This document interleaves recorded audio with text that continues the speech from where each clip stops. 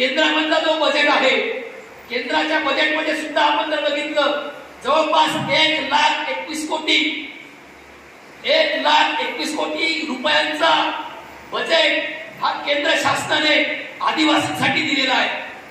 परंतु त्याच्यामधला जवळपास 75,000 कोटी जो रुपयाचा बजेट आहे त्याचा थेट लाभ हा आदिवासींना होणार नाही. तो साधारणतः नोशनल स्वरूपामध्ये किंवा आभासी स्वरूपामध्ये असणार आहे. फक्त 50,000 कोटी जे आहेत 1,21,000 कोटी मधले ते फक्त आपल्याला थेट मिळणार आहे. बाकी 75,000 कोटीची विल्हेवाट ही वेगळ्या पद्धतीने पळवली जाणार आहे. त्या ठिकाणी सुद्धा जे खासदार गोपाल पाडवी आहेत, नंदुरबारचे खासदार गोपाल पाडवी, त्यांचे वडील माजी मंत्री केसी पाडवी यांच्याशी आज माझं सकाळची बोलणं झालं तर त्यांनी सांगितलं की त्यांच्या मुलाने म्हणजे ऍडव्होकेट गोपाल पाडवी खासदार यांनी स्वतंत्र एक अशासकीय विधेयक हे लोकसभेमध्ये जाहीर मांडलेलं आहे.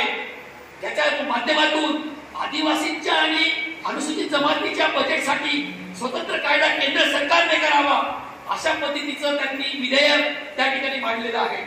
या जे 4 खासदार महाराष्ट्रातले आहेत आदिवासी खासदार किंवा 5 दलित समाजाचे खासदार आहेत त्यांना सुद्धा आपण सोबत घेतलं पाहिजे.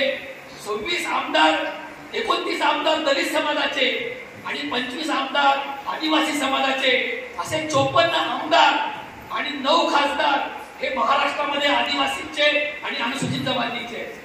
यांना सगळ्यांना एकत्र आणून आपल्या ज्या महत्वाच्या ज्या मागण्या आहेत त्याच्यासाठी आपण कृती कार्यक्रम हा ठरवला पाहिजे आणि तरच खऱ्या अर्थानं आपण आदरणीय डॉक्टर गोविंदराव गारे साहेब आणि आदरणीय कृष्णरावजी मुंडे साहेब यांनी जी वाट दाखवून दिली सामाजिक चळवळीची, समाज प्रबोधनाची, जर आपण आत्ताचे जे प्रश्न आहेत त्यांना जर खरंच प्रामाणिकपणे संपूर्ण ताकदीनिशी संघटनेंना धरून आणि आपल्या लोकप्रतिनिधींना धरून जर आपण प्रत्यक्ष कृती कार्यक्रम जर आखले आणि प्रत्यक्ष कृती केली तरच खऱ्या अर्थाने या 2 महाविभूतींना खऱ्या अर्थानं श्रद्धांजली अर्पण केल्यासारखं होईल. एवढं या ठिकाणी मी मानतो.